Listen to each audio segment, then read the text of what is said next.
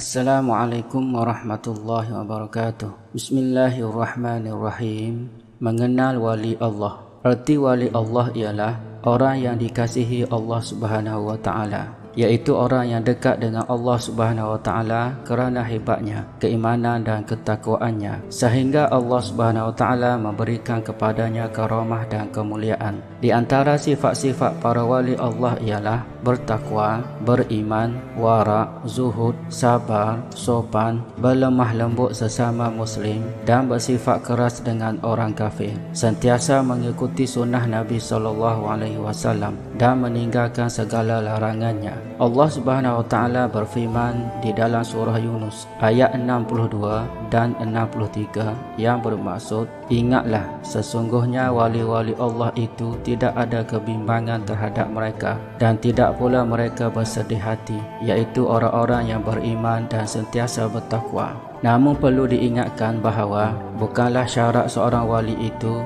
dia harus maksum, iaitu tidak pernah melakukan kesilapan, dan tidak pula dia harus menguasai segala ilmu pengetahuan, serta tidak semestinya segala perkataan atau perbuatannya wajib bagi manusia untuk mempercayainya. Tetapi jika yang dikatakan dan yang dilakukannya itu bertepatan dan mengikuti ajaran Nabi SAW, maka itu semua diterima, dan jika tidak maka ditolak. Dan berhati-hatilah jika tidak diketahui adakah ia betul atau tidak dengan ajaran Nabi SAW. Sebagai contoh, Rasulullah SAW telah bersabda tentang Umar bin Al-Khattab, iaitu yang bermaksud di kalangan umat-umat yang terdahulu terdapat orang-orang yang mendapat ilham. Apabila di kalangan umatku terdapat beberapa orang yang mendapat ilham, maka Umarlah salah satunya.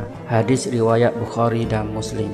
Rasulullah SAW bersabda lagi yang bermaksud, Rasulullah SAW bersabda, seandainya ada Nabi selepasku, nescaya ia adalah Umar bin Al-Khattab. Hadis riwayat Tirmizi.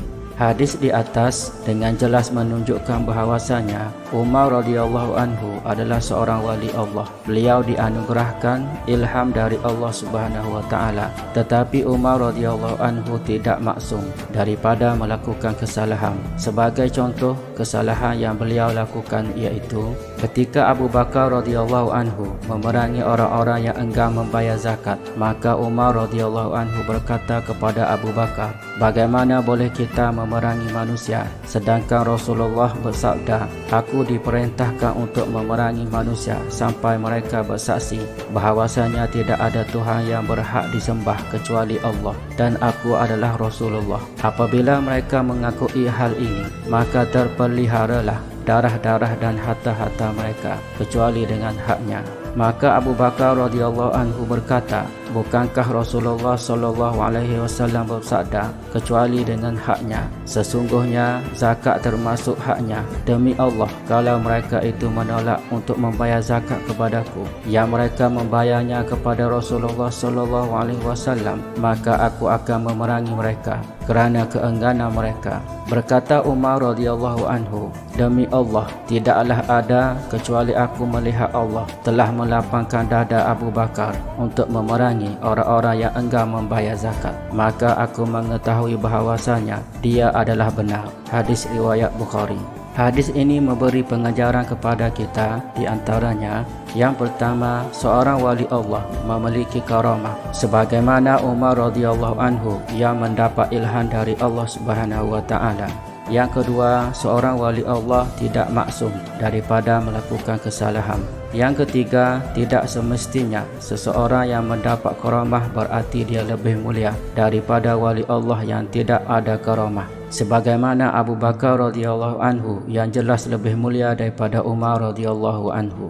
Yang keempat, seorang wali Allah wajib melaksanakan segala perintah dan larangan Allah Subhanahu wa taala dan Rasulnya. Yang kelima, jika perkataan atau perbuatannya menyalahi sunnah Nabi, maka dia harus kembali kepada kebenaran dan tidak menentangnya, sebagaimana hadis di atas. Yang keenam, seorang wali Allah tidak boleh bersifat sombong dan takabur dengan mengaku-ngaku dirinya bahawa dia adalah wali Allah Demikian juga memiliki karamah bukan termasuk syarat sebagai wali Allah. Namun seseorang yang memiliki karamah, ia adalah anugerah dari Allah Subhanahu wa taala yang diberikan kepada sesiapa sahaja yang ia kehendakinya. Selain itu, wali-wali Allah tidak memiliki ciri-ciri yang khusus di dalam kehidupannya. Ia sama sahaja dengan manusia yang lain, sama ada pada pakaian, makanan, pergaulan dan sebagainya. Contoh-contoh karamah para wali Allah di antaranya ialah: yang pertama, karamah Khalid bin Al-Walid ketika mengepung musuh di dalam benteng yang kukuh. Musuh pun berkata, "Kami tidak akan menyerah sampai engkau meminum racun." Lalu dia pun meminum racun, namun racun tersebut tidak memudaratkannya. Yang kedua, Sa'id ibnul Musayyib. Di waktu hari-hari yang panas, beliau mendengar azan dari makam Nabi ketika tiba waktu-waktu solat. Pada masa itu, masjid dalam keadaan kosong, tidak ada seorang pun kecuali beliau. Yang ketiga, Uwais Al-Qarni. Ketika wafatnya, mereka menemukan di bajunya ada beberapa kain kafan yang sebelumnya tidak ada, dan mereka juga menemukan lubang yang digali di padang pasir yang sudah ada liang lahatnya. Lalu mereka mengkafaninya dengan kain kafan tersebut dan menguburkannya di lubang tersebut. Persamaan dan perbezaan di antara mukjizat dan karamah. Yang pertama, persamaan di antara mukjizat dan karamah ialah mukjizat dan karamah sama-sama merupakan perkara yang luar biasa yang Allah berikan kepada hamba-Nya. Yang kedua, perbezaan di antara mukjizat dan karamah pula ialah: yang pertama, mukjizat hanya berlaku kepada para nabi dan rasul, manakala karamah pula berlaku kepada para wali.